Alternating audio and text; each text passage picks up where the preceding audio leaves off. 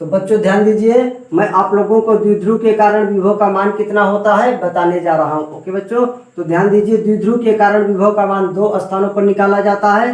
पहला द्विध्रुव के अक्ष पर, दूसरा द्विध्रुव के अक्ष के लंबवत। ओके बच्चों, ध्यान दीजिए, द्विध्रुव के कारण विभव का मान दो स्थानों पर निकाला जाता है। पहला द्विध्रुव के अक्ष पर, जिसे अक्षीय स्थित भी कहते हैं, और दूसरा द्विध्रुव के अक्ष के लंबवत, जिसे निरक्षीय स्थित भी कहते हैं। ओके बच्चों, तो ध्यान दीजिए, पहले कंडीशन में मैं आपको विभव का मान बताने जा रहा हूं। सबसे पहले तो द्विध्रुव के अक्ष पर विभव का मान, द्विध्रुव के अक्ष पर विभव का मान कितना होता है आप ध्यान से समझिए। माना ए बी एक द्विध्रुव है, माना ए बी एक द्विध्रुव है जिसके बिंदु ए पर माइनस क्यू आवेश व बिंदु बी पर प्लस क्यू आवेश है। माना द्विध्रुव के मध्य बिंदु ओ से, माना द्विध्रुव के मध्य बिंदु ओ से x दूरी पर उसके अक्ष पर एक बिंदु सी है जहां पर विभव का मान ज्ञात करना है। ओके बच्चों, यहाँ ध्यान दीजिए एक बार फिर से, माना ए बी एक द्विध्रुव है जिसके बिंदु ए पर माइनस क्यू आवेश व बिंदु बी पर प्लस क्यू आवेश है। माना द्विध्रुव के मध्य बिंदु ओ से x दूरी पर उसके अक्ष पर एक बिंदु सी है जहां पर विभव का मान ज्ञात करना। ओके बच्चों, तो जितनी बातें मैंने ऊपर लिखा है यहाँ पर आप चित्र में समझिए। ए बी एक द्विध्रुव है, ए बी एक द्विध्रुव है, ए पर माइनस क्यू आवेश है और बिंदु बी पर प्लस क्यू आवेश है। ओके बच्चों, ए बी एक द्विध्रुव है, ए पर माइनस क्यू आवेश और बी पर प्लस क्यू आवेश दिखाई दे रहा है। ओके बच्चों, और द्विध्रुव ए बी का मध्य बिंदु ओ है, द्विध्रुव ए बी का मध्य बिंदु ओ है और आपको पहले से पता है बच्चों, द्विध्रुव के दोनों आवेशों के बीच की दूरी 2l होता है। ओके बच्चों, द्विध्रुव के दोनों आवेशों के बीच की दूरी 2l होता है और ओ मध्य बिंदु है तो इसलिए इतना l हो जाएगा और इतना l हो जाएगा। ओके बच्चों, द्विध्रुव ए बी का मध्य बिंदु ओ है और द्विध्रुव के दोनों आवेशों के बीच की दूरी 2l होता है, इसलिए l हो गया और ये l हो गया। अब आगे ध्यान दीजिए, द्विध्रुव के मध्य बिंदु ओ से, द्विध्रुव के मध्य बिंदु ओ से x दूरी पर अक्ष, उसी के अक्ष पर एक बिंदु सी है जहां पर विभव का मान पता करना है। द्विध्रुव के मध्य बिंदु ओ से x दूरी पर द्विध्रुव के अक्ष पर स्थित एक बिंदु सी है जहां पर विभव का मान ज्ञात करना है। तो बच्चों याद रखिए, द्विध्रुव का अक्ष किसे कहते हैं? दोनों आवेशों को मिलाने वाली सीधी रेखा को द्विध्रुव का अक्ष कहते हैं।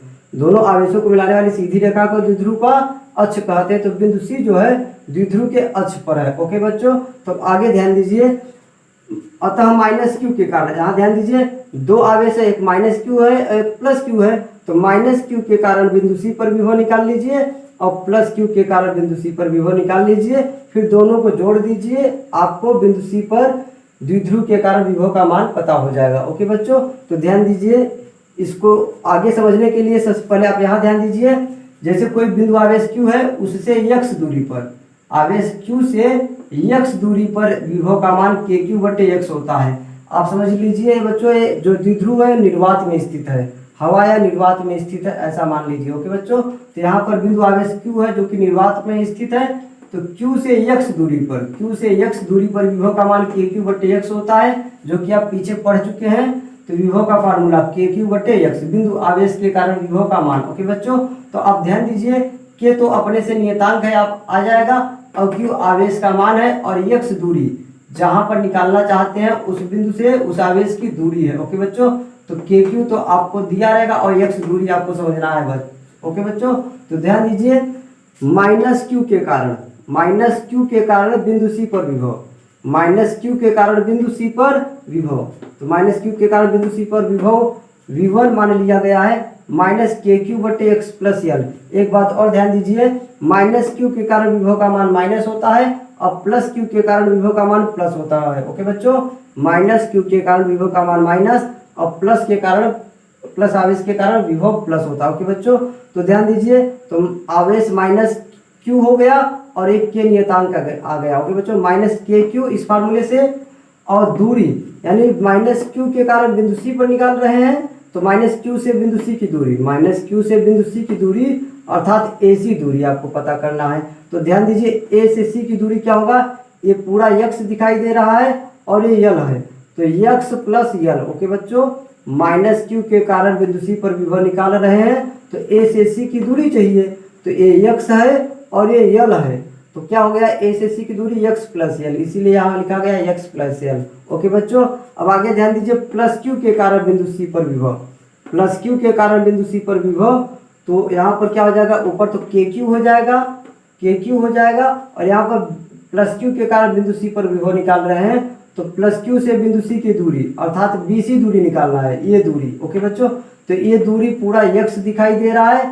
अब जब इसमें से आप ये यल घटा देंगे तो हमको ये बीसी दूरी पता चल जाएगा। ओके बच्चों, तो प्लस क्यू के कारण बिंदु सी पर विभव निकाल रहे हैं, तो प्लस क्यू से बिंदु सी की दूरी निकालना है, तो आपको ये दूरी पूरा यक्स दिखाई दे रहा है। यक्स में से ये पूरा यल घटा देंगे तो हमको ये दूरी पता चल जाएगा, तो यक्स माइनस यल इसलिए लिखा गया। ओके बच्चों, अब आगे ध्यान दीजिए, अतः बिंदु सी पर कुल विभव का मान v1 प्लस v2 हो जाएगा। विभव एक अदिश राशि है, इसलिए इसे साधारण जोड़ घटाया जा सकता है। ओके बच्चों, तो ध्यान दीजिए, v1 प्लस v2 हो गया सी पर परिणामी विभव का मान, कुल विभव का मान।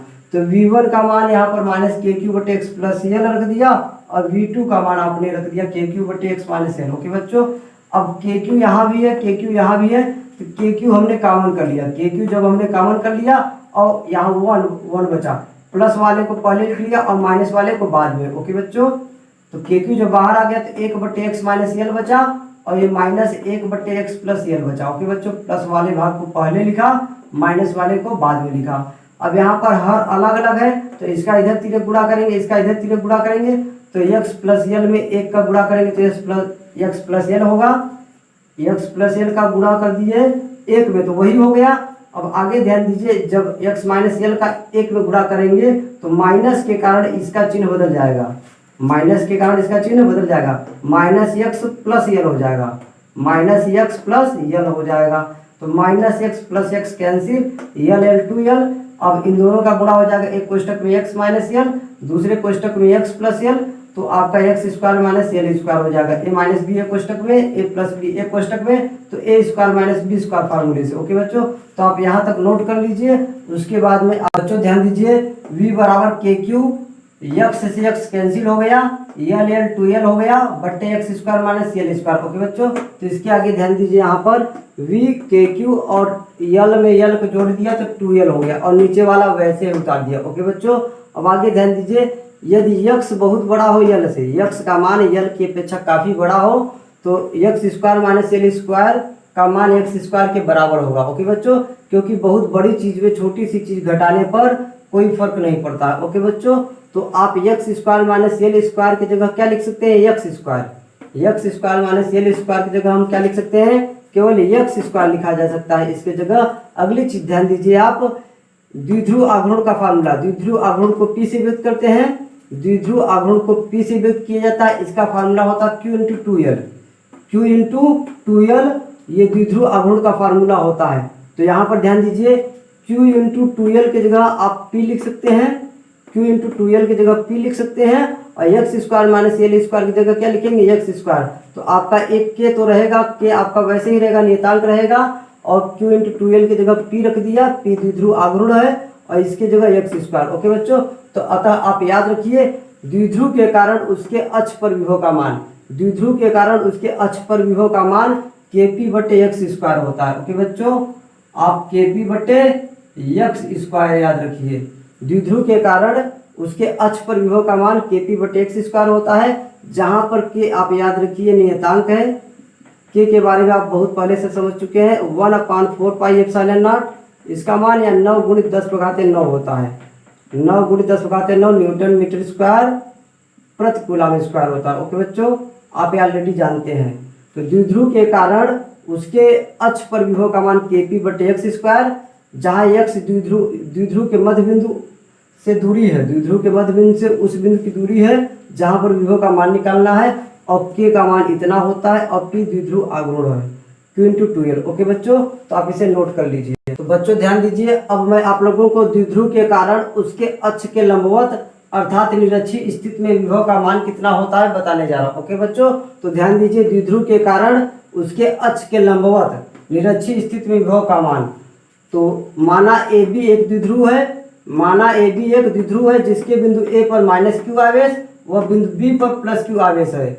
माना द्विध्रुव के मध्य बिंदु ओ से यक्ष दूरी पर अक्ष के लंबवत एक बिंदु सी है जहां पर विभव का मान ज्ञात करना है। ओके बच्चों, तो यहाँ ध्यान दीजिए, ए बी एक द्विध्रुव है, ए बी एक द्विध्रुव है, ए पर माइनस क्यू आवेश है और बी प्लस क्यू आवेश है।